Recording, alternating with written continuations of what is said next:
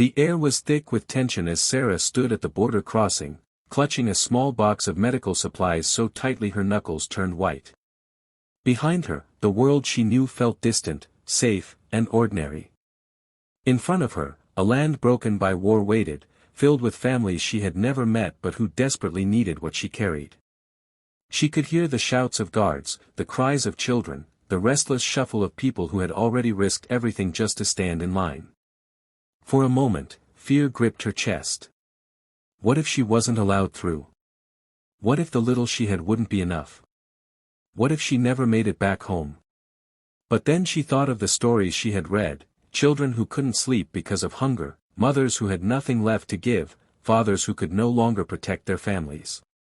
She closed her eyes, whispering to herself, "If I don't cross, children will die without medicine."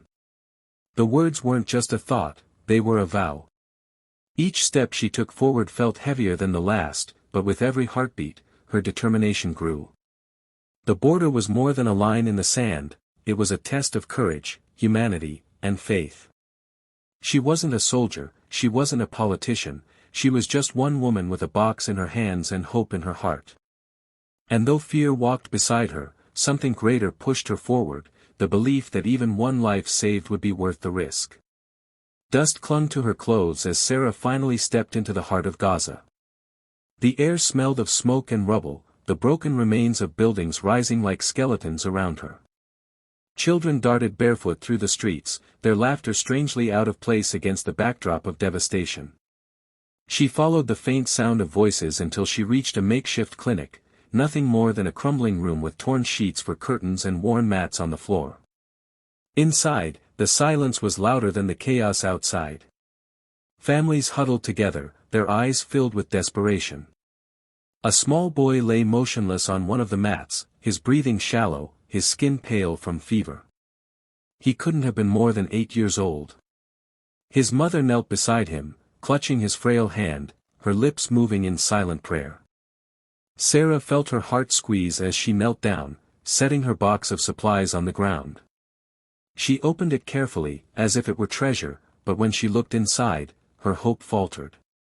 There were only a few vials, a handful of bandages, a scattering of medicine, so little against the mountain of need before her. She glanced up, and dozens of eyes stared back at her. Mothers, fathers, children, all silently begging for help. Her throat tightened. Who would she treat first? Who would she have to turn away?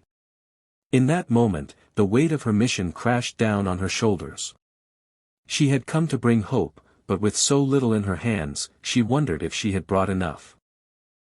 Just as the heaviness of despair threatened to crush her, something unexpected happened. Sarah braced herself for angry voices, for accusations that she hadn't brought enough, but none came. Instead, an elderly man stepped forward. His face was weathered by years of hardship, yet his eyes carried a quiet strength. He pressed a piece of warm bread into her hands and said softly, "You cannot help others if you do not have strength yourself." Before Sarah could respond, a young woman appeared with a jug of water, motioning for her to drink. Then, one by one, others came forward, not asking for medicine, but offering what little they had. A boy no older than 12 lifted her box, determined to help carry it. 2 young men volunteered to organize the line of families waiting, their voices calm and reassuring. Sarah blinked back tears as she realized what was unfolding before her. These people, who had lost so much, were not just patients in need, they were partners in hope. They didn't see her as a savior, but as someone walking beside them. Her chest filled with a warmth stronger than fear. She had crossed the border thinking she was bringing hope in a box, but here it was, alive in their kindness, their resilience, their willingness to share when they had nothing. It struck her like a revelation, she wasn't just here to heal wounds, she was here to witness the unbreakable spirit of humanity. And that, she knew, would change everything. The small clinic, once silent and desperate, began to hum with life. Neighbors gathered outside, bringing scraps of food and clean cloths, determined to help however they could. Children carried buckets of water from a nearby well, their laughter weaving through the air like a song of defiance against the darkness. Inside, Sarah worked tirelessly, her hands steady though her heart trembled with emotion. She wasn't alone anymore. Volunteers formed lines, passing supplies, comforting families, and keeping order. What had felt impossible only hours ago was slowly transforming into something miraculous. At the center of it all lay the boy she had first seen, his breath shallow, his mother's tears staining his shirt. Sarah knelt beside him, carefully administering the precious medicine. The room seemed to hold its breath, everyone watching, waiting for a sign of hope. Minutes passed like hours. Then, at last, the boy's eyelids fluttered open. His chest rose with a stronger breath, and his lips parted in the faintest whisper of his mother's name. The mother collapsed against him, sobbing into his small shoulder, her cries echoing through the crowded room. "You gave me back my son," she whispered to Sarah, clutching her hand as though it were the hand of an angel.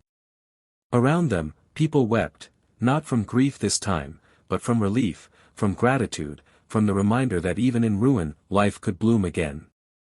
Sarah felt her own tears spill as she looked around the room. This wasn't just medicine. It was proof that compassion could stitch hope back into even the most broken places. The days passed in a blur of exhaustion and small miracles. With every sunrise, more people came to the clinic, and every evening Sarah watched neighbors share what little they had to keep one another alive. The fear she had carried at the border felt distant now, replaced by something deeper, faith in the strength of ordinary people. When it was finally time for her to leave, Sarah packed her empty box with a heavy heart. She had come with so little, yet she was leaving with more than she ever imagined. As she stepped outside, she felt a small tug on her sleeve. It was the boy, the one whose life she had fought so desperately to save. His cheeks were fuller now, his eyes brighter. In his hands he held a scrap of paper, smudged with charcoal. He held it out shyly. On it was a simple drawing, two hands clasped tightly together, and above them, in shaky letters, the word, hope. Sarah's throat tightened as she knelt to hug him. The paper crinkled between them, but the meaning pressed firmly into her heart. She thought she had come to deliver hope, but this child had shown her the truth: hope is never delivered, it is shared, passed hand to hand like a flame that cannot be extinguished. As she walked away, tears blurred her vision, yet her spirit felt light. She carried with her not just a drawing, but a message for the world: even in the darkest places, the smallest acts of kindness can light the way forward.